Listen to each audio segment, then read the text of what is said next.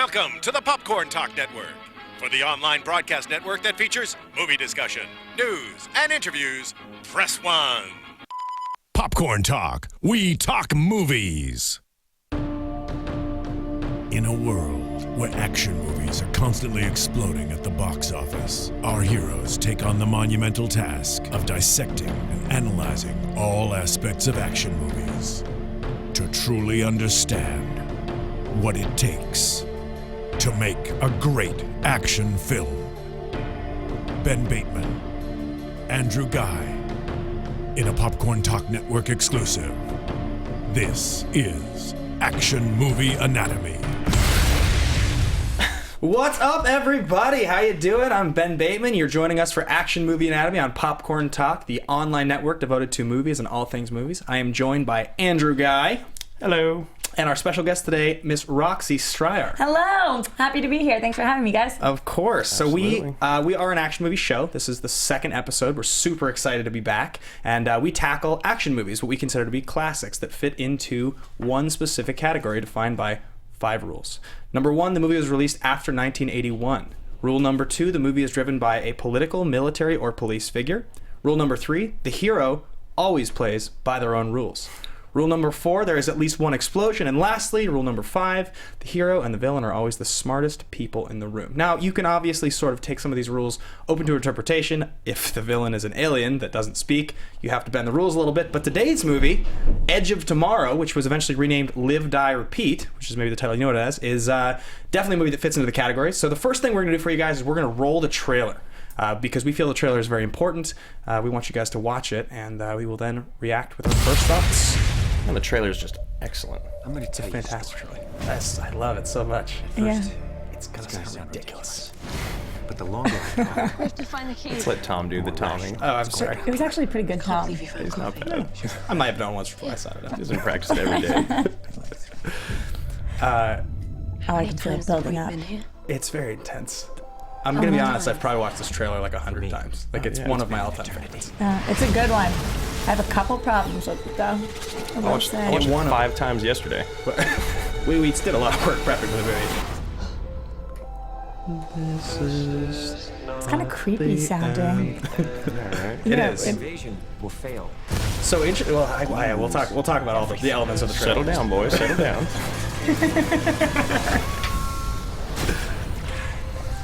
He runs better than everyone. He screams better than everyone. He's the best runner It sounds ever. like a horror movie. It does. Yeah.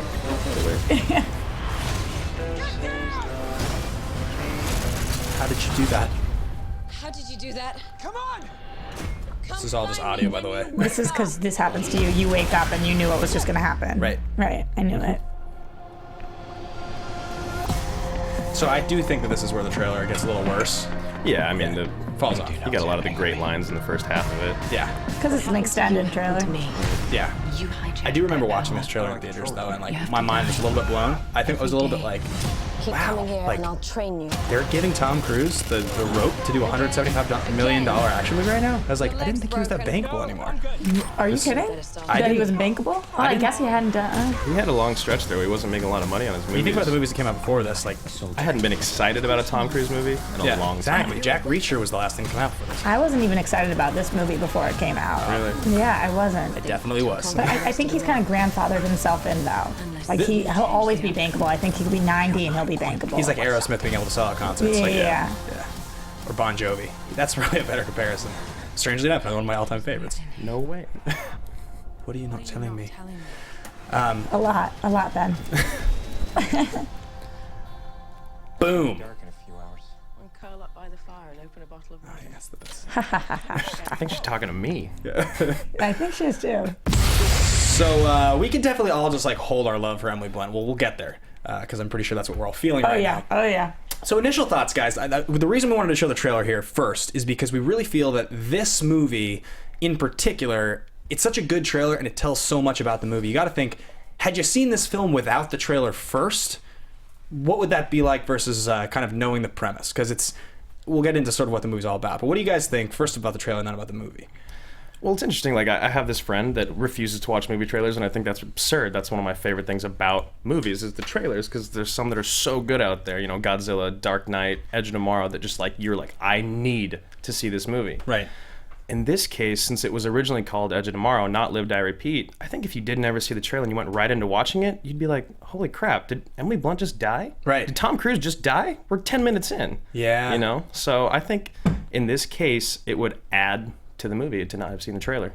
I thought that the trailer was kick butt, but my problem is after seeing the movie, it didn't for me explain why this was a different movie for Tom Cruise. It looked like War of the Worlds or any of those Tom Cruise movies that have happened in the past, and I was like, oh, okay, I know exactly what I'm getting into, and I didn't know exactly what I was getting into, which was a more vulnerable, softer side of Tom Cruise that I really enjoyed seeing on screen. So I did like the trailer. It was edited well. It really got my attention, but did I think it was a unique film at the time? Definitely not. So this trailer actually was nominated at the 15th annual Golden Globe, or the Golden Trailer Awards for Best Action and Best Summer Blockbuster Trailer. Which I did, to be honest, it's not an award ceremony I knew existed. I had no idea. Congratulations to them, yeah. But it's amazing because, I mean, Drew and I talk about this frequently, the best movie trailers ever. Like, we watched the Congo trailer twice yesterday because it's like one of the best trailers of all time. Yeah. It would take two seconds. Just kidding. Anyway, that movie is amazing. The trailer's amazing. The movie's not. But the point is, I didn't know this was a thing that existed. And had I known, I would have definitely looked into it further and, like, petitioned for this movie to win. It eventually lost to The Hunger Games, Catching Fire, and the Godzilla trailers. Okay, amazing trailers. Amazing trailers, yeah. Catching Fire. Yeah, the Catching Fire one I was a little... Godzilla looks awesome. Godzilla blew my mind. All right. Unfortunately, the movie didn't. Bryan Cranston, like, what's the thing where the door's closing? And he's like, you have to let me in there! But based off that trailer, you thought he was in a huge chunk of the movie, and he really wasn't. So trailers can be very misleading, and Yeah. I didn't feel like this trailer was misleading, but I didn't think it did for the movie the justice that it needed to do to make people who are sick of Tom Cruise movies go. This is true. That's a good point. Yeah, all right. So the first thing I would think of, and we'll just get into first thoughts. I think that if you were to watch this movie without knowing what was going on, the first thing you notice is that there is zero pretense. In a way that a lot of the movies that like the 80s and 90s were all about, if this movie had been made in, like, say, 1994, it would have been like, Tom gets up and has a cup of coffee and pets his dog on the head. And then he, like, goes to his secretary and he's like, I'm headed off to Russia now, or wherever he lands. He lands in Trafalgar Square, so they filmed it, but it's in Europe, right? Mm-hmm. Yeah, so he's like, I'm off to see the general, and General, I'm this guy, and he'd say something really charming, and he wouldn't be sniveling at all like he is. And then you would get into the premise of the movie. Absolutely, because you would need that little bit of a cushion. That's how they did movies back then. That's like how 90s movies started. None of that. I think that's a testament to people's attention spans these days. Definitely. It's like you can't have time for all this narrative, this exposition before getting into it. It's like cut to, action. You know what I mean? Like there's none of that. Which, Right. Again, in the 90s, that's all movies were, the Well, I first feel half like an hour. When we were younger, I used to go to the movies, and if I was 5 minutes late, 10 minutes late, didn't really matter. Now, if I am not there to watch every single trailer and for the exact start of the movie, I am not going to that movie. Completely agree. So this movie gets right into it, and I think what's amazing is, like you said, if you didn't know, I can't really even imagine actually the experience of watching Tom Cruise die or Emily Blunt die so quickly. Their face get melted. Like, that Yeah. was not just a death. That was a gruesome death. But I will say, in watching this several times and prepping for this episode, I love this movie. I remember I saw it twice in theaters, so I've probably seen it a half dozen times now. It's just as good the sixth time as it was the first. And that's a testament to the editing and the filmmaking. It's just as funny. The pacing is just as good. I'm totally sold on it. So... Yeah, I absolutely agree, and I think that that's a crazy concept because this is a movie that in the movie repeats itself. So to actually repeat the movie over and over again, to be able to watch it half dozen times and not get sick of it when it's repeating itself 28 or 29 times throughout the movie, that's crazy. Great editing, great acting, great writing. I don't know how they did that. Yeah. I would never be able to replicate that. It was incredible. I think it just speaks to the fact that everybody loves Starship Troopers and everybody loves Groundhog Day. And that's exactly what they described the movie as on set, is those two movies into one. Right. That's the elevator pitch. Yeah. Hey, Warner Brothers, I want to make this movie. It's Groundhog Day meets Starship Troopers. Here's $175 million. Yeah, plus Tom Cruise. Exactly. Okay, yeah, we're good. We're sold. Thumbs up. So I want to get into really quickly the place that Emily Blunt and Tom Cruise were in their careers prior to this, because this, despite the fact that we'll get into this a little later, the budget versus what it actually made at the box office was not that impressive. Critically, it was extremely well reviewed. This was Emily Blunt's first action movie, her first major action movie. She was obviously in Right. Looper, and then for Tom Cruise, he hadn't had a hit since Rogue Nation, or since War of the Worlds. Ghost Protocol. I was gonna say. Ghost Protocol was very well reviewed and made a lot of money. But aside from that, he had sort of a soft stretch as far as a leading man in big action movies. Right. Like Oblivion didn't do too much. So let's look at the star profiles. Tom Cruise's last sort of 3 big recent movies were Oblivion in 2013, Jack Reacher in 2012, and Mission Impossible Ghost Protocol in 2011. We'll start there. Right. For me, this was the best performance he had of any of those. So I think that it... Big time. Absolutely. Because it was that difference that I'm talking about. Does he always bring his A game? Yes. He does a great job. I've never seen him in something and been like, wow, that movie sucked because of Tom. So I think that these movies... I've seen all 3 of them. I think that some are better than others. But, I think that this was his best. Yeah, I mean, he's acting again. Like there's the fun Tom Cruise, there's the action Tom Cruise, and then there's like those sweet moments that is some of the best scenes of the movie where he's just being legitimate and direct and honest and genuine.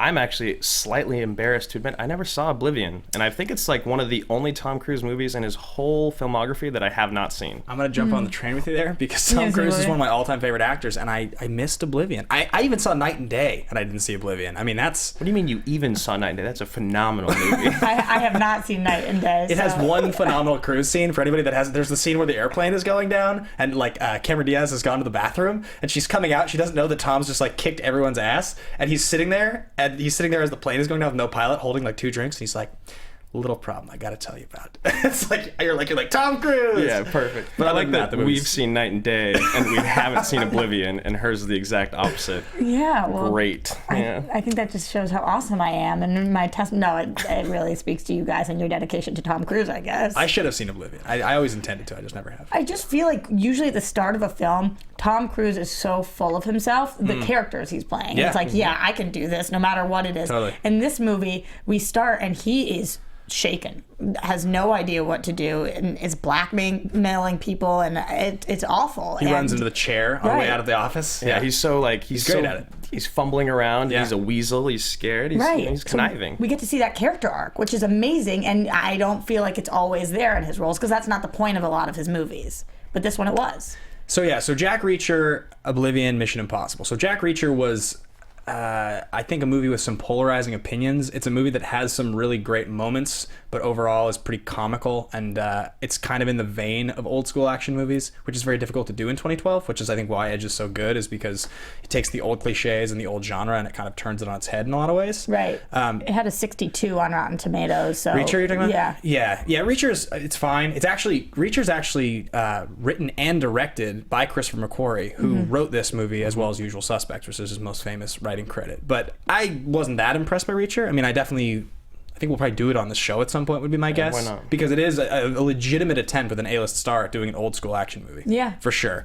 And then Ghost Protocol is sort of part of the whole franchise thing that we're dealing with nowadays, where it's very difficult for movies to be sold anymore based on star power as opposed to franchise power. And that's Right. why that movie is successful. I mean, it's obvious. If Oblivion's not going to make any money and Ghost Protocol's going to make all the money. Right. I mean, other than I'm sorry to cut you off. Other than War of the Worlds, the Mission Impossible movies are the ones that have always made him the most money, and it's because of this franchise tag. And even War of the Worlds, that's 06. I mean, we're talking about almost 10 years ago now. That era is kind of in the past. I loved It's War like of the end Worlds, though. I really did. Except for Tim Robbins. Anyway, keep going.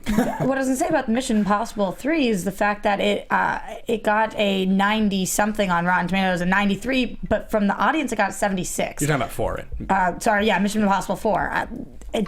I think that people didn't love it that much, but they really wanted to. I think that of the most recent ones he's been in, it was pretty decent. And again, it didn't fall flat because of him. Right. But at the same time, I just thought that this was a better movie overall. So, and I think a lot of audience members agreed. Yeah, I mean, I think anybody who's seen, and I was pretty aware of Oblivion. In fact, I think I saw some of it on cable at one point, but I haven't actually sat through the whole movie. I'm very aware of the reactions to these movies. Edge of Tomorrow is like here. And maybe Ghost Protocol is like here, and those other two are like down here. Do you think part of that is because going into it, people didn't have very high expectations, and so they go to see Edge of Tomorrow and they're like, holy crap, where did this just come from? Yes and no. I definitely think some of it was an expensive movie. It has the exosuits. It's got that big budget sci-fi feel to it. So I think there's a visual appeal for some people, like when it went to video, a DirecTV kind of movie. I think people probably ordered it and watched it. But I think it's a fantastic movie overall, at least the first 2/3 anyway, and I think it stands out so much in its genre that I think people were really willing to accept it because it wasn't just like it wasn't just like a really great representation of a style we had already seen. Like if Jack Reacher had just been gangbusters good, it would have been like, well, this is as good as the movies that it's imitating from 20 years ago. This is a movie that's never been done before. That's why I think people liked Edge. Yeah, and I actually wasn't that excited to see it, even though I did love the trailer. I still like have been on and off the Tom Cruise train for the last decade or so. But you're being slowly sold as we do this episode. You're back on? I'm back on because I love this movie. I'm really excited for the next Mission Impossible, and also the new project that he's working on. It seems like he could be taking that like serious dark role. I'm excited to talk about that one. Let's get to that in a second. But let's hit Emily Blunt's star profile really quickly. So Emily Blunt, her 3 sort of, I don't know what to call them, hits, but maybe highest profile films that would sort of relate to this genre before this were Looper in 2012, definitely the closest thing she's ever done to this. Right. The Adjustment Bureau in 2011, and The Wolfman in 2010. So Looper's the one that stands out, definitely. Looper was actually very good. It's a great movie. And critically well received. It's another sci-fi movie. She plays a very strong female character in the movie again. I have a feeling she was probably on Lyman's radar for casting due to Looper. Yeah, I think it was mostly Tom Cruise that got her cast, that pulled her in, but I think that was probably mostly due to Looper. Yeah. Because Adjustment Bureau was good, but I don't think you could have pulled her from that and put her in this and thought that it would have worked. And Wolfman was just, I don't have much to say. Adjustment Bureau was pretty far under the radar. I remember reading the reviews, and Grantland did a funny article I remember a little while back about it. Poking some fun at Adjustment Bureau. And I could see that. Yeah, that movie was not, I don't think it was taken particularly seriously. Better than Wolfman. Yeah, amen. I didn't see Wolfman. It was atrocious. And I was so excited for it, too. Anthony Hopkins, Benicio del Toro, like, Right. make me a good movie.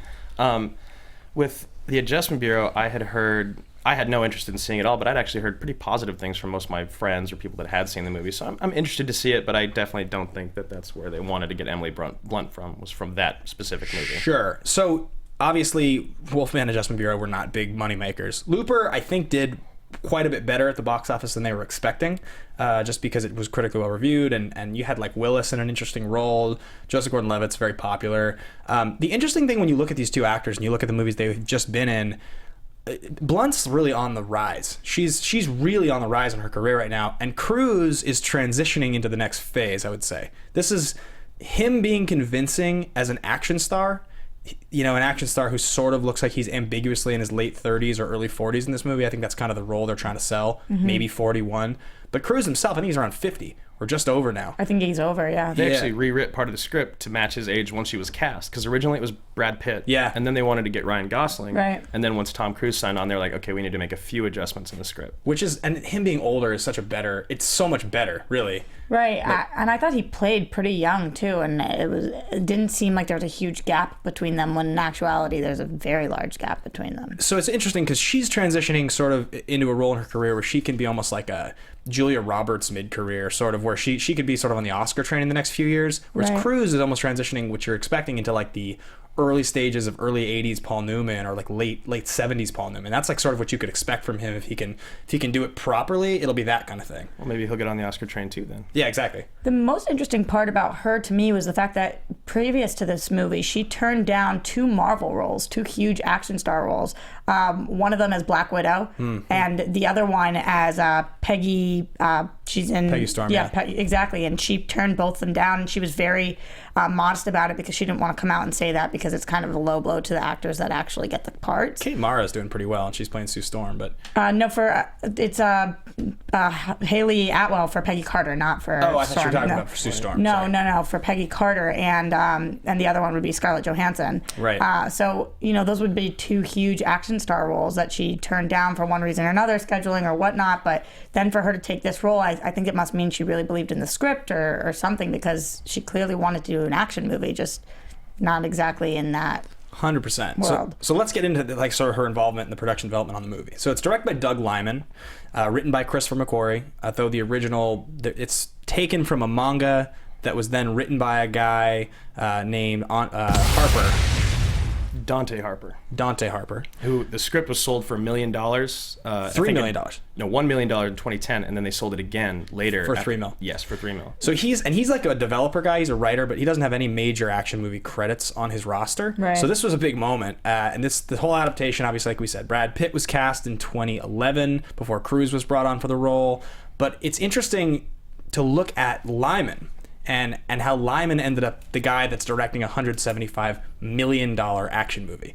That's the biggest budget movies that he had made were Mr. and Mrs. Smith and Jumper prior to this. Right. And while Jumper was panned, Mr. and Mrs. Smith was pretty well reviewed. Yeah, absolutely. $175 million is an enormous amount of money. a lot. That's But, like directing Dark Knight Rises or something like that. Right, Yeah. but they knew him from Swingers, Right. and from Go, which are both great movies, and they're kind of in that same. Well, Go's kind of in the same pacing of this movie. It's kind of funny, but it's still kind of intense and serious. Same with Mr. Smith. He kind of banks on this like comedic action superstar movies. Right. People were worried about him going into this because he is a fan of the shaky cam and that is his style. But then when this came out, nobody was worried about him directing anymore. I think he nailed it. He was the perfect guy for this.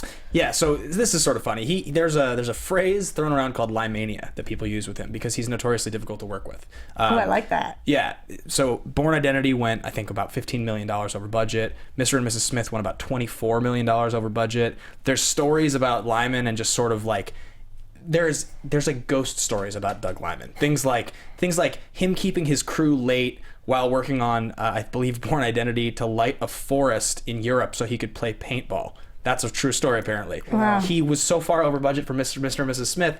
Apparently, he he blew up his mother's garage with a hand grenade in lieu of a scene.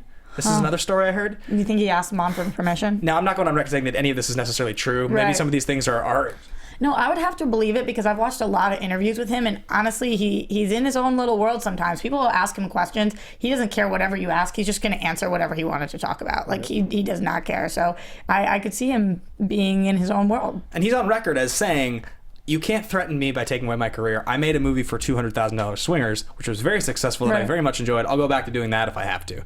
So he doesn't care. There's a great story from the set of this movie where Emily Blunt is tense and it's early on in production.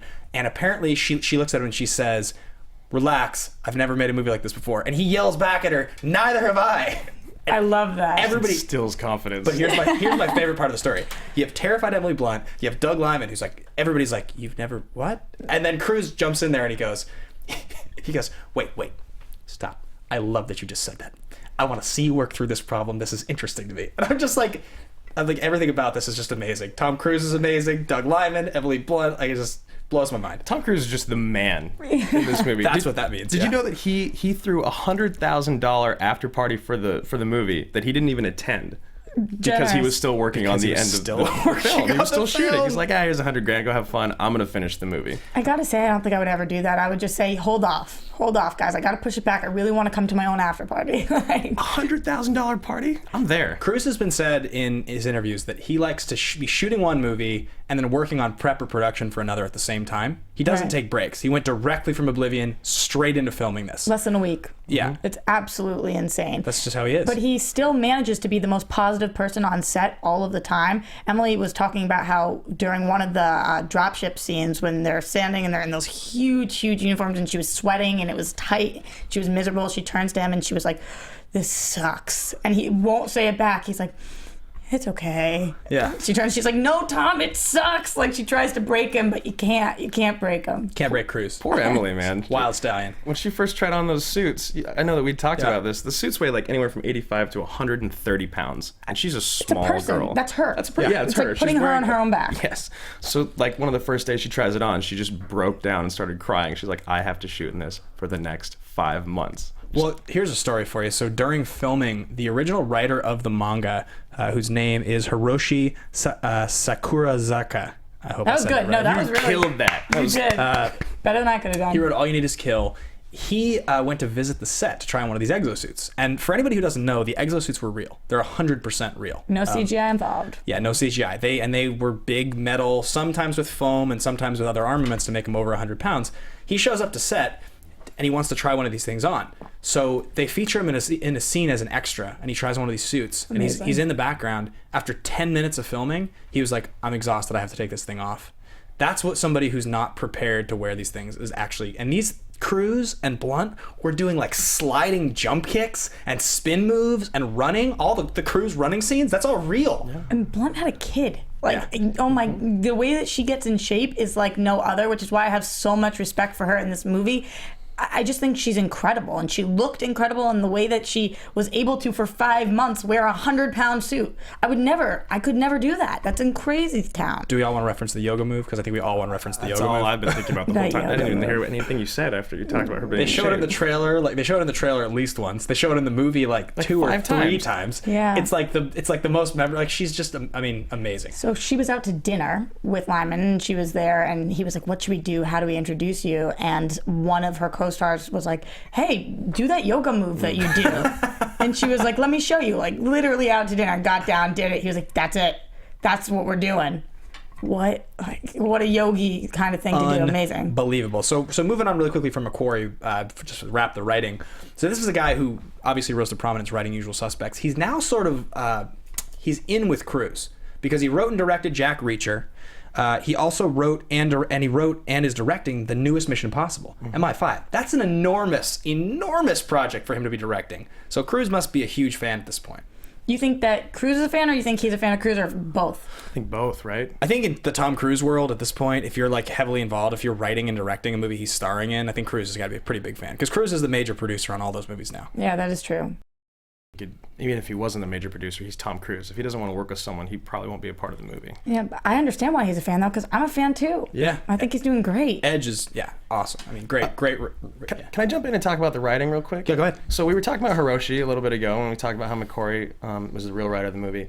So in the original manga, at the end of the movie, Tom Cruise, essentially, Cage, has to kill Emily Blunt. They have to have a battle to the death, right, or else the days will keep resetting over and over and over. I think that that's a better ending to the movie. Like, if Tom Cruise kills Emily Blunt to save the world from going over and over and over, and then he becomes this decorated war hero. Because he kind of missed that at the end of the movie. He doesn't even know who she is anymore. Yeah. He's not recognized for anything that he's done. It kind of leaves me wanting.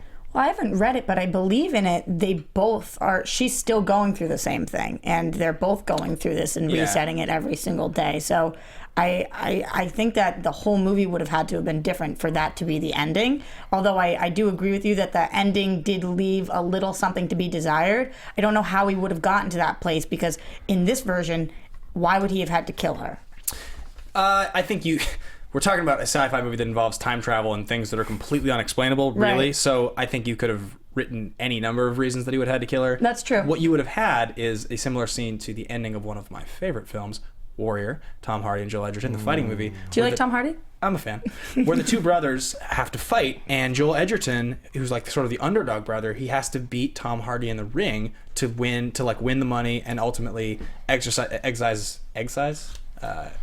the demons. It would have been the same thing. It would have been the same moment of like, maybe Emily's like, you have to kill me, Tom. He's like, I won't do it, or something like that. And then she's like, you have to do it, and he stabs her and she's dying and he's holding her in his arms, because that's in the book. He's holding her in his arms as she dies. It's really sad. It would have been a great ending. You guys are kind of morbid. So, they went into production on the movie with the ending. They hadn't finished the script. They started production without an ending, and Lyman had 5 different endings written. Oh my gosh. He kept hiring writers to rewrite the ending because he was unhappy. He just didn't like the third act. And I'm gonna be honest, I don't like the third act. That's what I want to tackle that now while we're talking about the writing and the production. I hate the ending of this movie. Hate. It's not just a dislike. You really hate. It's because, to me, up until the point that basically the action starts about 25 minutes before the end of the movie, to me this movie is like upwards of a 9. And in my book, 10's unattainable, so 9's about as good as it gets. Like, this is like a 9.4 to me, to the point that starts. And it literally drops the movie to like below an 8, maybe even like a high, like a 7.6, 7.7 for me by the time it's done. How'd you feel about the end of the movie? Well, we just rewatched it, obviously, recently, and there's this stretch from about an hour 30 to an hour 45-ish where it does that to me too. Like, I think that at the very end it kind of pulls it back together, but there's that like 10-15 minute stretch where I'm not into it. I don't believe that all these people that don't know who Tom Cruise is, just met him that day, is going to follow the Full Metal Bitch, as she's called in the movie, right, to battle just based off of like, I'm going to tell you a story, and I know these things about you, and you're imitating your friend that died, and you are this and that. And it just seems it's not real. And then after like 3 or 4 minutes after that, everyone's like on board. He's like, well, what do I do if I see an alpha? You take one for the team, And then the guy's like, okay, sweet, I'll do that. Yeah. Right, yeah. Totally. And then the guy that's the most skeptical is like, no, you've got to do it. You've got to finish this. I'm going to stay. And he ended up sacrificing himself and dying for it. It was kind of unnecessary that he did that. He didn't really need to sacrifice himself there. To take out like 6 mimics with like a bomb. Right. There's like a million of these things. I know. But I will say that I try to bring this to the real world and think about myself. And if somebody came up to me and was like, here's what I know about you. Here's what I know you've done. Here's what I know your name is. This is what's going to happen tomorrow. Are you with me? I think I'd say yes. Like, all right, you know everything. I don't know how you could possibly know that, so I'm in. Okay, so agreed. And they do a good job of explaining it, not just him, but then they're like, you're going to fight for the most decorated soldier you guys know of, the person she comes out. whose success is the reason that you're supposed to trust you can win. So I get that. Here are my 2 major complaints with the end of the movie. And this is what I thought about. So we talk about all the cliches this movie takes and uses to its advantage. All the expectations you have, even things at the beginning, like when you're introduced to that J Squad. That's a very like cliche sort of army stereotype, right? So you're like, okay, I'm in. This is sort of funny. And then as soon as the dying starts happening over and over, you're like, this is great. What happens as soon as you get to the action sequences, it reverts to stupid action movie. Exactly what you think it's going to be. The cliches that they're so clever with early, it's a group of a ragtag bunch full of camaraderie, sacrificing themselves and blowing up robots. Like, it's literally, they land, everyone's dead except for Tom and Emily. They get up and they're walking into the Louvre together, and I looked over at Andrew. I was like, you could have literally just not had any of those characters in that last scene. It could have just been Tom and Emily. If you would just skip the entire J Squad sequence. I love J Squad though. I thought that they brought a lot of light to this and some humor to a very heavy topic. It would have been great if it was heavier. It would have been great. Yeah, you just want a lot of depth. I get that. My biggest issue with the ending was the fact, and this could be very sci-fi, I don't know, time travel paradoxy, but the fact that they start the day over again after they do what they do, and then they start the day over again. But if they were going to start the day over again, then that wouldn't have happened, and they would have had to do the same thing, but it would have happened because they already killed them. So it's like, it's very complicated. That's the other major complaint, and that's the biggest one that people complain about is, so he dies, and sorry, spoiler guys, well, he dies 100 times, but he dies, and then he gets covered in some like omega gook blood. Yeah. When he wakes back up in the helicopter before any of this has happened, but it's already happened, sort of, it doesn't make any sense. It resets to a totally random point that doesn't reflect any of the logic they've sort of beaten into our heads. Right. And that's, I think, probably why Lyman didn't like the ending, probably because he couldn't decide how, like, and yeah, whatever. I mean, it's still awesome. I love the movie. I'll watch it again. It's just, I just think it drops a little at the end for me from being like perfect to just like very good. Right. I don't know if it's because I'm vain, but I hate when the hero doesn't get credit for what he does. It drives me crazy. Oh, you wanted everybody to bow down. Oh yeah, it's Tom Cruise, and he just saved the world. He needs some respect. With a little help. Give it to my girl. It's not just Tom Cruise. Emily did a good job. She is the best part of the movie. Yes, she is absolutely the best part of the movie. Incredible. So I want to move a little further into production just before you kind of move on to the box office and the critical. But the movie took 10 months to film between October 2012 and August 2013. It was produced by Lyman with his producing partner David Bardis, who they work closely together in a company called Hypnotic Entertainment. They've done several films together. The producers on the movie, there's a few, including Lyman and Bardis. The biggest, though, is an industry mega producer named Bruce Berman. Now, guys, audience, if you haven't looked up Bruce Berman, just go ahead and IMDb him and see what he's the EP on. Just a bunch of little films, some little indies. A couple, just 4 that stuck out to us out of the 80 some odd that are listed are American Sniper, Mystic River, Ocean's 11, The Matrix, and Training Day, as well as Edge of Tomorrow, and about, I don't know, 70, 60 other movies that are phenomenal. Now, that could be underselling it even. Yeah, right. Like there was a minute where I was like, okay, maybe I just don't do the whole like EP research as much as I should. So maybe there's a ton of these guys that are just money guys that invest in movies. But at the end of the day, you still have to know what you're investing in. Mm-hmm. And when you invest in 80 plus movies in your career and like 79 of them are mega hits, like classic mega hits, I don't know what this guy's doing right, but he is the CEO of Village Roadshow Pictures. Somebody's given him a lot of good information, or he's just a genius because... I think that he really looked into it. Yes, it's Tom Cruise. He's a huge star, but also this script was in the 2010 blacklist scripts of things that needed to be made. Right. So it's like, I don't think he kind of flips a coin. It's like, should this be a project I take on? They're all hits for a reason. He clearly is doing his research. Yeah, big time. Big time. And I think, it seems like Cruise says this in his interviews, but I think a lot of people have a lot of faith in Lyman, even though this whole Lymania and difficult to work with thing, which maybe is more of a myth. I don't know. I watched a lot of interviews and read a lot of articles. A lot of directors are crazy. He just seems like he's a guy that's very, very passionate about what he wants to do. And he has the way that he wants to make the movie, and he doesn't want to do it the studio's way. And the reason that he was hired to do this movie, the reason that I think the producers were like, we're going to do this, is because he's great at taking a concept that already exists and making it in a way that no one else has ever done it. That's what he wants to do. He says in his interviews, I don't want to do the same movie over again that I've done. If I'm repeating myself, I'll scrap it. Right. And I totally respect that about him, but I also think that you need to respect your crew and the people that work for you. Agreed. He had a scene that took a few months to shoot. It was supposed to take 2 weeks. Yeah. And during that, he had 2 crews working day and night, 20 hours a day, nonstop, 7 days a week. Big time. I get it. That happens in movies all the time, but if he was just a little more organized, I think people might like working with him. It could be true, but as an audience member, I have to say I appreciate him being a perfectionist, because we don't know what the result would have been if he hadn't pushed it to be a few months and he had been like, my crews worked too long. That was good enough. Fair. And you hear about a lot of these difficult directors. His next film, actually, which I'm very excited about, is called Mena. And it's also starring Tom Cruise, so clearly they must have enjoyed working together. BFFs. But it's a film about a pilot who lands work for the CIA and works as a drug runner in the Deep South during the 80s, and Cruise headlines as the pilot. So there's 4 other actors listed. One of them is a guy who was just in Ex Machina, and he's in the Star Wars 7. I still can't pronounce that. Is that how you say it? Ex Machina? Yeah, Machina. Yeah. It's a guy whose name I should know. He's in the Harry Potter movies. He's a name. It's like he's the kid from Ex Machina, but... When's it coming out? Do we know? 2017. 2017. It's Brian Grazer is producing. They're going into production on it now, but... That looks like the way it's set up, with Lyman directing, Cruise starring, and a younger cast, and a dramatic subject like that. This could be the big sort of dark action, like Return to the Bourne Identity style of movie that we're waiting for. Instead of Jumper and Mr. and Mrs. Smith, I think he's gotten the studio's trust, and I think this really might be the one. I'm very excited. I think Oscars maybe. Now our expectations are really high, though. Yeah. Really high. He's going to have to do a lot to live up to it. I think Lyman and Cruise in a dramatic movie like this, like a period piece, I think it's going to be amazing. I just want to see Cruise do drama again. Oh, it's going to be great. He's phenomenal when he's in those serious roles. Magnolia is one of my favorites. Yeah, that is an incredible role. Yeah. He's also really good in the funny roles, though, too. Yeah. Tropic Thunder. The one thing I want to point out about Lyman before we move on, he's a producer on with David Bardas, and also directed the first 2 episodes of The OC. I know. Season 1 of The OC. Ryan and Marissa and Seth. It's like one of my favorite shows of all time. I can't believe it. Clearly I was a fan early on because... I'm a diehard fan. So that just melted my heart. It's amazing. Never watched it, never will. It's so we'll good. See what we can do about that. It's so good. All right, so let's get on to some box office and critical. Basically, this movie came out. It was expected to make a ton of money. It didn't. It ended up doing okay relative to what it could have done. The full budget was $175 million, and worldwide it made a little less than double that. Right. Which for a Tom Cruise movie that cost this much money is considered a failure. Mm-hmm. When you consider what the other movies that year made and what it lost to, its opening weekend it was 3rd behind Fault in Our Stars.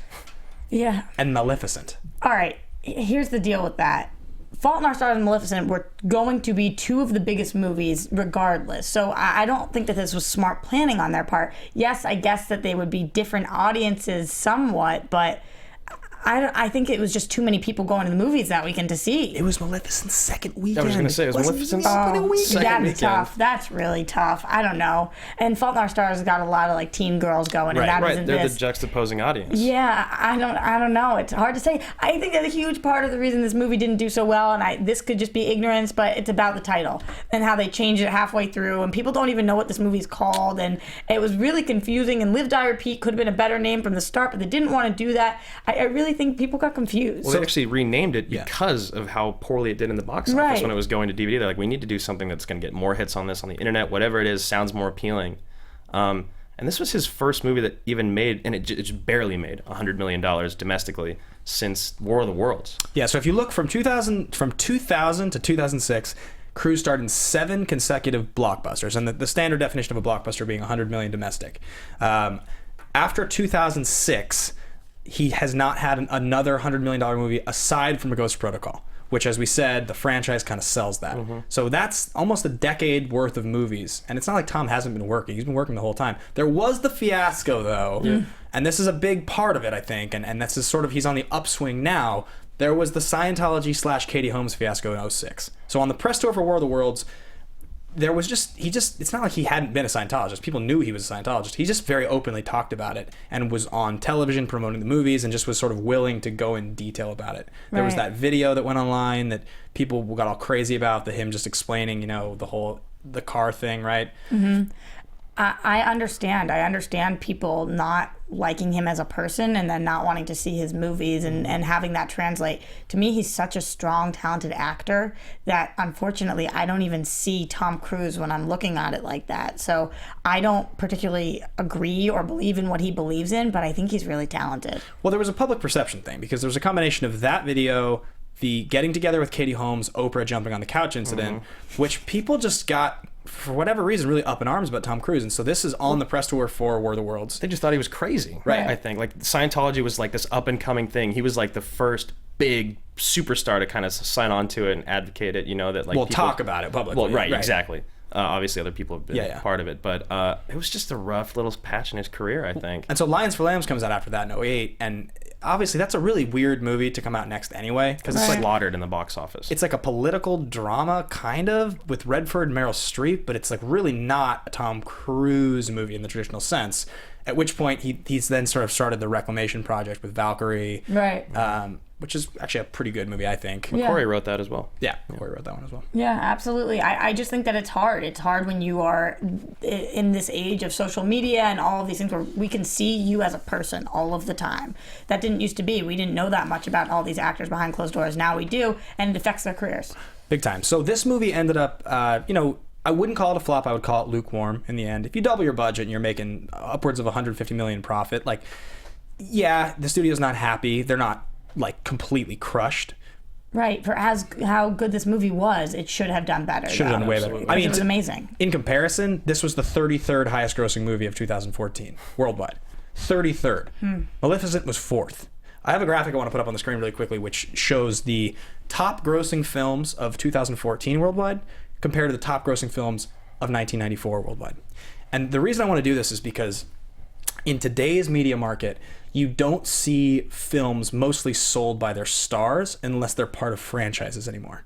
If you look at the top grossing films in 2014, you have Transformers Age of Extinction, Hobbit Battle of the Five Armies, Guardians of the Galaxy, Maleficent, Hunger Games Part 1, Mockingjay Part 1, X-Men Days of Future Past, Captain America Winter Soldier, Amazing Spider-Man 2, Dawn of the Planet of the Apes, and Interstellar. Yeah. Of those movies, you can make an argument that 8 of them are part of franchises if you consider Guardians of the Galaxy part of the Marvel franchise. Yeah, definitely. 8 of 10. And the other ones would be Interstellar was not, and Maleficent was not. Right. If you go to 1994, I won't list the full list of movies, but it includes Lion King, Dumb and Dumber, Speed, Interview with a Vampire, cruise movie. Only Clear and Present Danger, which was the 10th highest grossing movie in 1994, is a Jack Ryan movie, so you could sort of say it's part of a franchise. Right. But not a lot of people even know about that franchise.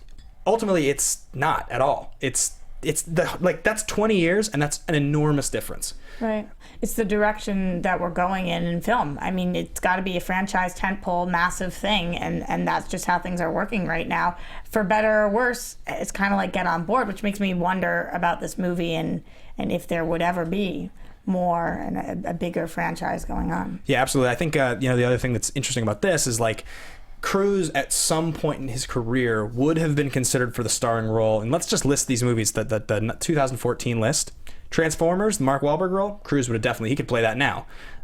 He wouldn't have played in Hobbit. Guardians, he could have played Chris Pratt in his prime, for Absolutely. sure. He wouldn't have been Maleficent. As a young kid, he would have played PETA in Hunger Games, for sure. 80s Tom Cruise, absolutely. I would have Risky loved business, to have Tom seen Cruise, that. Yeah, Days of Future Past, he's not ever going to play Wolverine, so he would never take Cyclops the second. He would have definitely played Captain America as a young actor. Amazing Spider-Man 2, 80s, for sure. Dawn of the Planet of the Apes is ensemble. He probably wouldn't have been in it. And Interstellar, that's he could play it now. So I just don't think Tom Cruise would get any of these roles. Not because he wouldn't be offered them. I just feel like it's sort of not his brand. It's weird, for whatever weird reason, he doesn't mesh with where movies are right now. Huh, that's really interesting. I don't know if I just never thought about it like that because I think of him as such a mega star. Right. That I think there are things of his choosing. But I think he could get any of those. I mean, okay. Or some of them at least. No, I don't think he would. I think if they offered him Transformers, Mark Wahlberg, you think he would say no? I don't think he'd do it. I think he would take Interstellar. That list, the only one that I would see Tom Cruise at this point in his career wanting to do would be Interstellar. Why are you? Ugh. I was an don't like that Interstellar movie? fan. No, I didn't like it. Love that movie. I just want to start like humming the theme song. All right, we got to move on because we want to get to the ultimate action scene, and we also want to kind of get to our last little fun rapid fire subjects. But the ultimate action scene, we've almost sort of talked about at length. And the funny thing about this movie is it doesn't have a true single scene that is the ultimate scene because it cuts so frequently. And because it's the same scene over and over again a lot. So we're going to cue it right now and sort of just narrate as it goes. But it's essentially the scene where it starts with Cruise waking up and realizing he's in a loop. So he goes and he starts explaining to his like barracks and whatnot and Bill Paxton and the other soldiers who he is and what's going on and why they have to listen to him. Right. The reason I think this it's this and then the next chunk of it, which we'll show in a second, or maybe we'll kind of run low on time, so maybe we won't. But the reason that I think this represents the movie so well is because it's the premise that what I call movie star comedy, which is guys that are so charismatic, they're so good at what they do. It's like Cruise can just be fully invested in the premise, right? But he's so good at it. He's so Tom Cruisey. Yeah. It's where he actually starts to be Tom Cruise. You know, he's not that guy anymore who's afraid to go out there. He's like, holy crap, this is what's happening to me. All right, problem-solving Tom Cruise needs to step in. I love seeing him like that. Yeah, it's amazing. It's like, Andrew and I were watching this, and I was like, this is Cruise at his cruisiest. Yeah. He's cruisiest. Yeah, it's like, a this great is adjective. the ultimate Cruise scene. It's like, you know, it's like what I'm about to say is very important. Like, yeah, I know. I really think it's wonderful, and just the juxtaposition of this with how he started, I can't believe that he did that. And the editing in this scene was out of this world. Yeah. Oh yeah. So good. So much credit for them. Yeah. So you have this, which then goes into him dying over and over again, which is the ultimate comedy of the movie. That's what kind of just makes the movie, right? That's the plane, the truck. Yeah. Just like Emily Blunt stealing the battery from him is great. Yeah, and it's just hilarious. And I think if you His had face. What are you doing? If you had to boil the movie down to sort of what it's about, what makes it funny, it's this sequence. It's Cruise sort of having to just like battle with what's going on in that funny way. Yeah, and the audience asking, how many times has he done this? When he finally is saving Emily, shoots up, shoots left, shoots right, whatever it is. I'm like, holy crap, how many times have we been here? Yeah. That's one thing I love about this movie is that it's just like a video game. And I know that a lot of us played video games in the 90s growing up. You save the game, you die 100 times trying to figure out how to beat it, and then you go back there and you got, I have to do this, I have to shoot here, then I have to turn left here, then. You know what I mean? Like, that's what I love about this movie. It's like watching a video game. Right. And his reactions in the scenes when he's dying, oh man, like it's totally like a guy playing a video game. Yeah. You know what I mean? It really is. He killed it. So yeah, I don't think we'll show the second half of this just because we are going to run out of time. But a few things I wanted to throw in about this scene. Time. Oh, we have. I guess we do have time. We do have time. The boss said so. Because I do actually really want to cover this scene because I think it is the biggest one. So. And there's some comedy in it too, which I love. Oh, 100% comedy. And the music, it plays with us. It's like it goes back when he goes back. So cool. Yeah, Stephen, you can cue the second one as well. If you we'll just talk over that as well. So each cast member had 4 handlers for their suits. 4. And they're each of the main guys. And so at the beginning of production, when they're filming this stuff and they're doing all the scenes in the exosuits and the running, which is this is partial of what took the 3 months. It took 30 minutes at the beginning to put them in their suits. And Cruise, being Cruise, was like, this is unacceptable. We're losing time on production. You guys need to be faster. So he's like, go faster. By the end of it, they can time it and get in and out of the suits in 30 seconds. Yeah, I know. This is when you look at yourself and you say, wow, I've made it. I've got 4 people dressing me. This is it. This is the big time shot. Like. Right. Yeah. Now, Andrew, you were looking up the history of just like a few things to go with this. You mentioned something to me about World War II, right? And how... Oh yeah, so I love this movie so much. It's getting me all hot and bothered. As you can tell. Perspiring. Yeah, I know. I apologize. So the scene, the original scene of them taking over the beach, was taken from an actual military attack called Operation Downfall. Right. That ended up getting nixed because they just dropped nukes on Hiroshima and Nagasaki. But I think that's pretty cool that this whole fight. I mean, because the writer is Japanese, they took this and something from real life, and put it into a movie for something that none of us would have ever known about. And they're like, this operation never happened. It never really does happen in the movie. I believe it was released on June 6th of 2014, which is the 70th anniversary of D-Day too. So that's really cool. As well as my birthday. Hey! Happy birthday, June 6th. It's coming right up. Strange day to celebrate. Yeah, exactly. Right. So I think that this. God, Bill Paxton's so good. He's I know, fantastic. I know, I just hear him. I'm like, everyone be quiet for a second. Yeah. So I do really think that this is the best scene in the movie, in the sense that it represents the movie. So if you were talking about the ultimate action scene, if you had to boil any of these movies down to sort of the ultimate scene of the movie, it really is this scene. I remember in the theaters, this is the scene that got the biggest laughs right away. This is the scene that you could sort of take away from the movie and say, this is what this movie's about. And we all start understanding what exactly is going on, who's in the know, where the characters fall. I just think it does a great job keeping us entertained while keeping us informed. Yeah, 100%. So, all right, I want to get into, now we're talking about this, our favorite personal scene of the movie. And though this is my pick for the most representative scene of the movie, it's actually not my favorite scene in the movie. I will start with you guys. Me? That's a you the sweating thing. guy? All right. My favorite scene of the movie is this sweet moment when Tom Cruise and Emily Blunt are in the shack after they've made it off the beach for the very first time. Yeah. At least she thinks it's the very first time. And so do we as an audience. And he's pouring her a coffee and he's starting to put sugar in it. And he's like, oh, wait, no, 3. You like 3. You know, and then she's like, how many times have we been here? How many times have we been here? Right. And then it just goes, I love that scene. Breaks It's just my heart. so, yeah, exactly. It breaks your heart. And she goes and gets a helicopter anyway. It Right. breaks my heart. So It's sad. beautiful. It's Yeah. it's the best scene in the movie for me. And he says, and she starts walking away, and he says to her, Rita, if you get in the helicopter, you die. This is as far as you go. As far as you ever go. It kills me, and I think about how many times he's seen her die. It makes me want to cry. Yeah. It's really, really hard. Yeah. Can I talk about my favorite scene? Yeah, please. Yeah. My favorite scene was actually when Tom Cruise wakes up in the hospital and he just had the blood transfusion. He's been given the bags, and then he goes upside down. Yeah. And we see these shoes walking up. Yeah. And I'm scared crapless, but then it's her, and she's like, what are you doing in there? I got out of there so fast, let's go. And she goes to stab him, and he's like, no, oh my God. Yeah. Don't do that. I'm going to die if you do that. I just thought that was really intense, and I didn't know what was going to happen, and I thought it was great. Yeah, the stakes definitely get raised and then immediately dropped when you realize that it's just a normal action movie. But my favorite scene is it's the same as Andrew's. I would sort of actually extend it just slightly to as soon as they get off the beach and they're looking down at the minivan and just the whole thing with the drive and then the scene in the shack. Yeah. That whole sequence is like about 7 minutes. And that's definitely my favorite part of the movie, just because it combines everything that's great about the movie. There's a notion in this movie that I think is really interesting where you don't quite know in any given scene how many times Cruise has been there. Right. Like, for instance, in the ultimate scene we were just talking about, where it appears to be the 3rd time, and he knows everything about the room. Mm-hmm. You know, Cage, Kimball, yes, exactly, thank you. Yeah. Right? And he's like, there's a card game under the bed, he's working on a flush spades. That whole thing, like, you're like, how in 3 times would you know every detail? But you're like, maybe it's more than 3. Maybe it's Maybe hundreds. this is 6. Maybe this is Yeah. 9. And sometimes you hear him just repeat one line. Sometimes you see him go back a step. Like, they do little editing tricks to make us be like, oh my God, how many times have we been here? I have no idea. So when they're on the hill and they're looking down at the 2 cars, and Right. he says, she goes, what do we do? He's like, I don't know. I've never gotten this far. He's lying. And he's that. like, there's 2 options. He's like, but be sure to disconnect the carriage. You're going to be in a hurry. And you're sort of thinking, you're like, how many times have they gone through this part? Which you then realize when he's like, this is as far as you ever get. It's probably already been hundreds. And then she still forgets. Yeah. Oh, and Write it down. a fun fact about that scene is that Emily Blunt's actually driving the van, and she's supposed to take a right turn. As you see in the movie, she takes a right turn, and the car kind of skids, the trailer Yeah. shakes. First time they did it, she didn't do that. She missed her cue, and she crashed straight into a tree.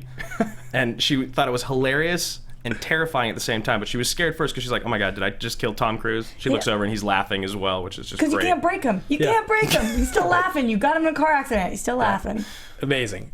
So I think I would say it's like that whole thing. And then we'll talk about favorite line. I have a feeling our favorite lines probably are within our scenes. I mean, what's your favorite line? No, I like the comedy moments. I loved it. Was a line from Griff, which is totally bizarre, but he says, I've never been with 2 girls at the same time before, Yeah. but you can bet when that day comes, I'll make it work.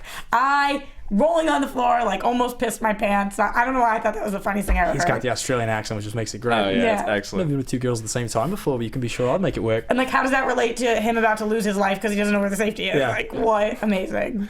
My favorite line is actually not from that scene. I do love that entire scene, but my favorite line is on the beach when Emily Blunt realizes, holy crap, you've been here before. You had the same thing I did. And she goes, come find me when you wake up. Yeah, He's it's like, great. What? It's the line for the trailer. Come find me when you wake up. And then Yeah. boom. I'm plain liking the dead. accents. You guys are good. It's good. Love Emily It's Blunt. so good because it's just so good because the movie has quotable lines, right? Right. That's the thing. It's like the classic movies, the classic versions of these movies, they have these great lines, and I really do think that this movie has great lines. That's a great line.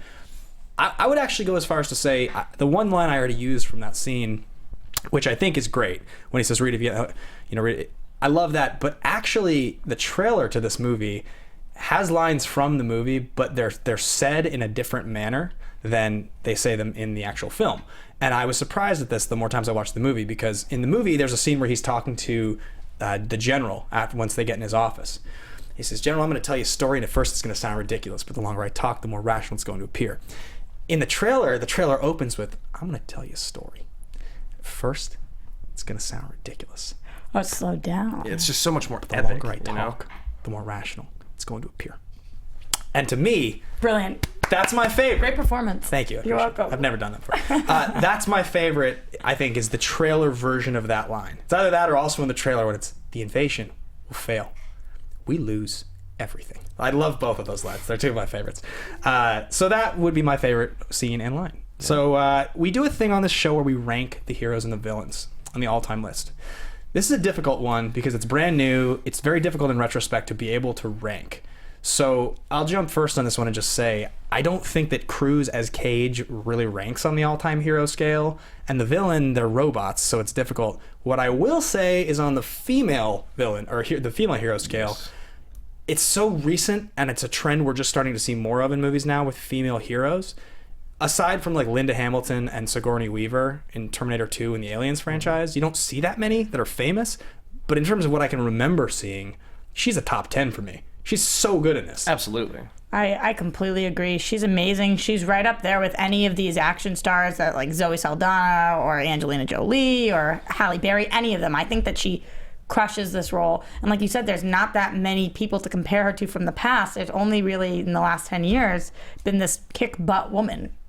I mean, even like, okay, I don't really, well, I'll let you jump in first. Go ahead. About my ranking? Yeah. Oh, yeah. I put her in the top 10, and Cruise's Cage, I don't even, top 1,000. I don't know. It's a funny one because, and I don't want to get into this as a longer conversation when you talk about like the all-time Cruise roles.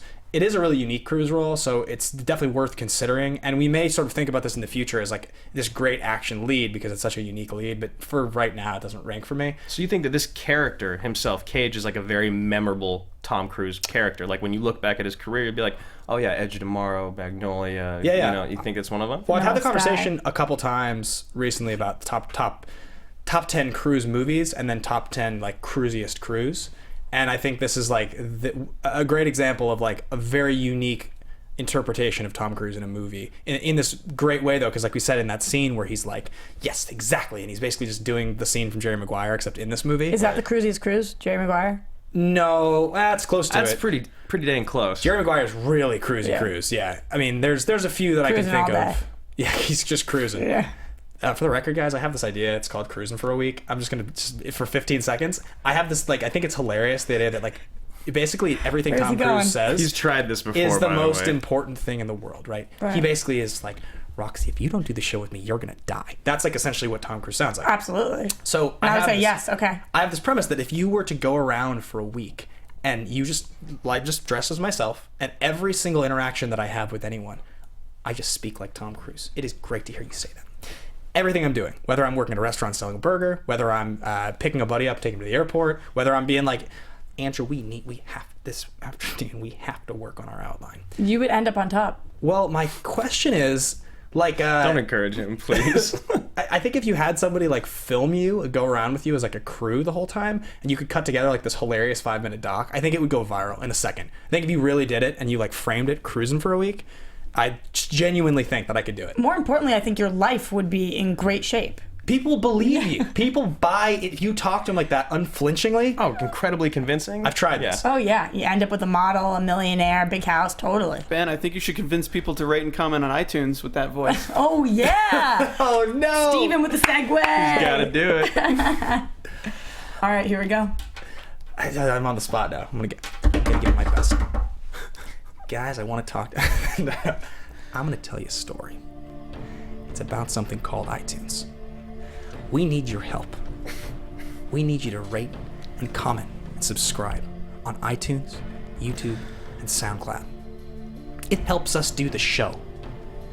If you stick with us and you come back every week, you subscribe to us on Twitter and on iTunes and on SoundCloud, we will get back to you every time. Every time. Or else what happens to them? Tell them they'll die, Ben. Or else you're gonna die. Anyway, there's that. I do want to get into one of our last couple of segments on the show, which is recasting. And normally what we do is we take an old movie from like the 80s or the 90s and we recast it with modern actors. We're going to flip this exercise on its head really quickly, and we are going to recast with classic actors that would have been in films like Top Gun or The Rock, 80s and 90s actors. So I'm going to start with you, Roxy. We are going to start with the title role, the Tom Cruise as Cage role. I'm going to go with Liam Neeson. I think he would have done it. Oh, I'm getting some frowns over there. No. But Neeson back in the day. Neeson back in the day. Like Schindler's List Neeson. Schindler's List Neeson. It's pretty good, actually. I think that he would have done like great that. because I would have countered him with Clint Eastwood, who I think would have been amazing. As Bill Paxton. Yeah. That's not bad, actually. 80s. I doubt actually your Eastwood a little. I think he's maybe a little grizzled and old for that role.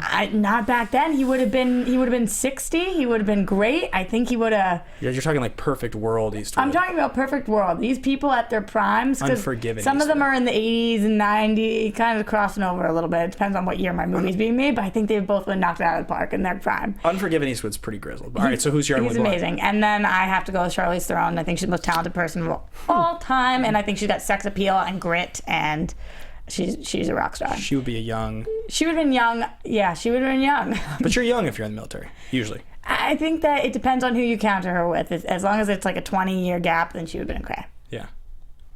Yeah. Tom Cruise? Yeah. I kind of want to cast you as Tom Cruise now.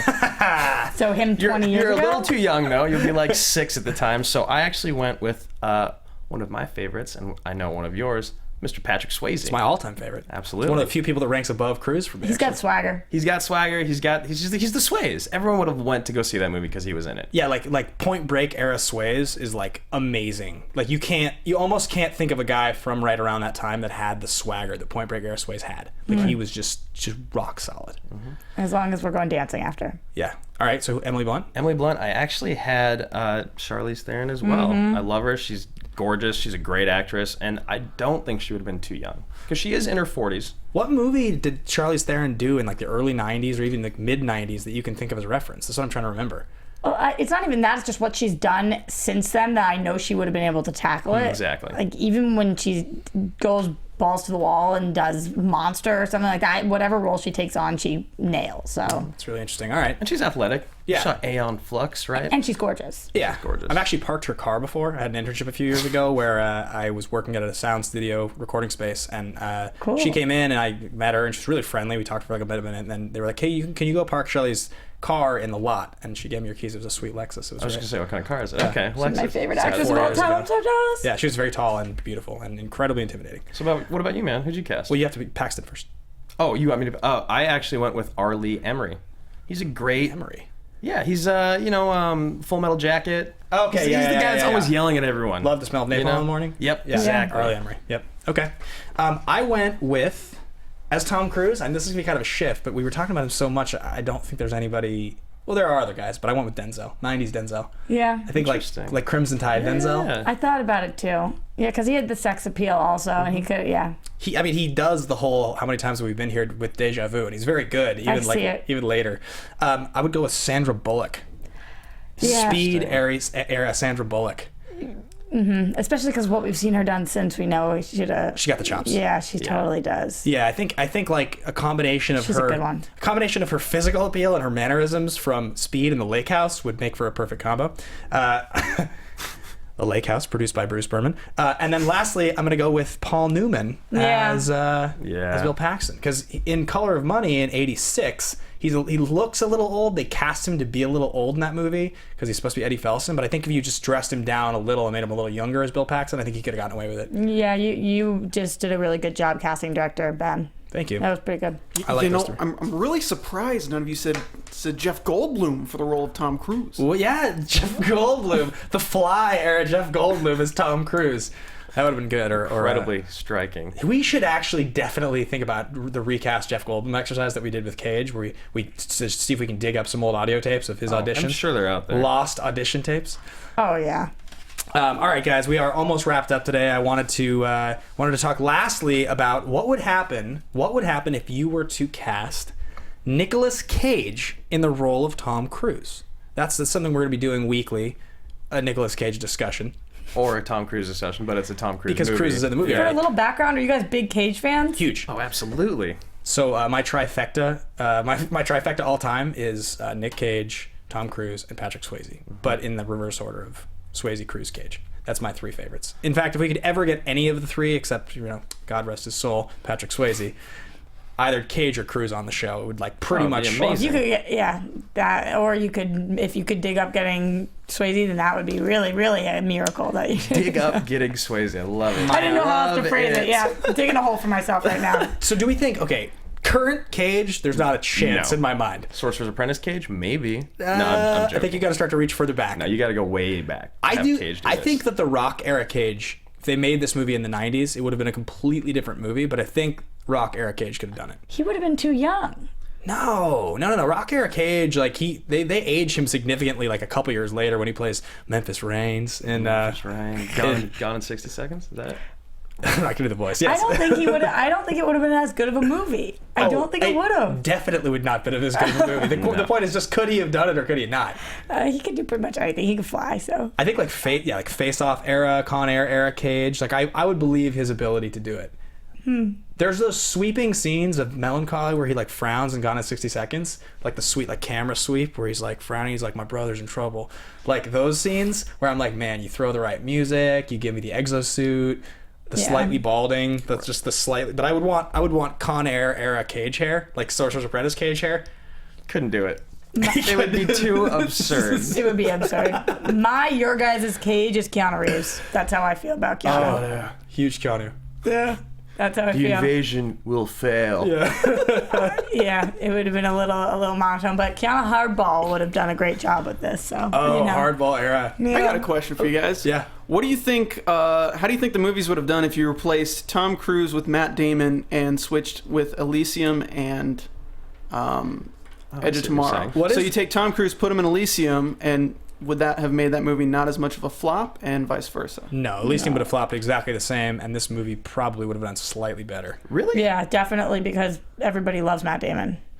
Yeah, I actually no, I take that back because I take that back because I think that if you were to spend that much money and put it behind Matt Damon, if you were to spend $175 million on Matt Damon, the precedent for Matt Damon to be the front runner on a near $200 million action movie does not exist, where it does for Tom Cruise. So for Cruise, when you spend $175 and you make $360, it's kind of well, we didn't come out that far on top, but he at least kind of, to some degree, did what he expected. If Matt Damon had done it, let's say they had made a little less than that, 300, it would have been this was a complete flop. What are you thinking putting this much money behind Matt Damon? I agree with that. I don't think Matt Damon could have done it. I love Matt Damon. I think he's good at doing comedy too and action, but I don't think that he could have pulled off this movie even close to as good as Tom Cruise did. I think the question would have been if we switched it with Fury, if it was Brad Pitt, because Brad Pitt, I think, would have crushed in this role. Yeah, I mean, that's probably why he was the original frontrunner for the part, is I would have definitely watched it as well. Here's my one thing with Brad Pitt that I will say I don't think he could have done as good a job. I think the movie would have been very good. It would have just been a little different. The movie star comedy factor. I don't think that Brad Pitt is as good at movie star comedy. I think he's just Snatch, right? I think he's a very good actor. I think he's totally competent in terms of pulling off a script like this, but in terms of the scenes where it's supposed to be very funny, laugh out loud funny, I just don't think I could get behind it as much. I'm gonna interject real Yeah, quick. please. Coen Brothers movie. What was that? George Burn After Clooney? Reading? Yeah, Yeah. he was hilarious in that. It's very funny, yeah. And in Snatch, he's phenomenal. He's also very funny in that movie as well. He can do the comedy. And I he's might just Brad be too Pitt. in on Cruise. I just think that scene where he's doing the Jerry Maguire thing is almost funnier because it's Tom Cruise. And he's on and offset. Offset, he was doing the Tropic Thunder dance for them, trying to make everybody laugh when they're miserable. So I agree. I think he was the best person for part. I will say that. That's there. I just don't think you could really find somebody better. All right, so the last thing we do on the show is we figure out which category is it in. Is it in totally ridiculous, totally legitimate, or legitimately ridiculous? And those three categories mean, are you off a cliff with absurdity, where you just can't buy the movie at all? You would never put it on a critically acclaimed list? Are you completely legit, veering in the direction of awards season, where you could be like a fringe Oscar contender for some elements of the movie, like The Fugitive or something? Or are you the perfect combo, where you perfectly combine drama and camp, and there's at least one performance in the movie that you could say, if that performance had been in a sort of better movie, it would have been awards worthy? Very clearly. The Rock. Yeah. The Rock, yes. I think it's very clearly, legitimately ridiculous. Right in the middle. Right in the middle for you? For me, I think it really is. I think that it wasn't so crazy that I couldn't believe anything, but did I feel like it was completely legitimate? No, because there are some plot holes. I think it was legitimately ridiculous. I kind of bounce back between legitimately ridiculous and totally ridiculous, but what you said there about the critically acclaimed, I had to put it in the middle category as well. See, for me, it's really hard because some of the movies that we would put in the middle category are some of my favorites. I mean, it's the front runner category for this whole show, is movies that fit into this middle category. The problem with this movie, to me, is that 80% of the movie is in totally legitimate, like actual classic, like dramatic classic mode. But the last 20 minutes is worse than anything that would fit in the middle category. The last 20 minutes, in terms of its absurdity, the fact that I'm just not invested at all in that whole action sequence. I don't even know what to do. It feels like some sort of Frankenstein thing where it's just like stapled two genres together. Where are you right now when you staple things? In the middle. Look what he did there. But you know what I'm going to do? What kind of stapler is this, by I the am way? going to go on a limb here, and I'm going to go on a limb, and I'm going to say that this was totally legitimate. And the reason is because Really? I think 80% of it, and enough of it, where I'm just like, I hate the last 20 minutes of Dark Knight, but Dark Knight's 100% legitimate. And I would never drop Dark Knight past that just because I hate the whole like Two-Face ending and the unnecessary qualities of the last 20 minutes. Right.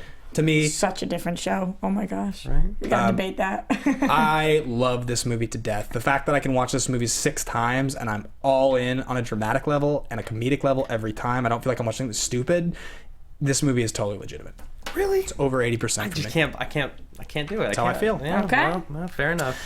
That about wraps it up for us on an extra long second edition of Action Movie Anatomy. Thank you so much for sticking with us, guys. My name is Ben Bateman. You can find me on Twitter and Instagram and occasionally Periscope if Roxy is sharing my feed at Ben Bateman Media. Andrew, where can people find you? You can find me at Andrew Guy on Twitter. You guys can find me everywhere at Roxy Stryer. Remember, guys, subscribe or you will die. And lastly, check out Popcorn Talk. Get on board with us. Great shows all week. We'll see you guys next week with an extra special show. Thanks again for coming, having me. Roxy. Oh, Yeah. thanks. Take care, guys. From producers Maria Menounos, Kevin Undergaro, Phil Svitek, and the entire Popcorn Talk Network, we would like to thank you for tuning in. For questions or comments, be sure to visit popcorntalk.com. I'm Sir Richard Wentworth, and this has been a presentation of the Popcorn Talk Network. The views expressed herein are those of the hosts only and do not necessarily reflect the views of the Popcorn Talk Network or its owners or principals.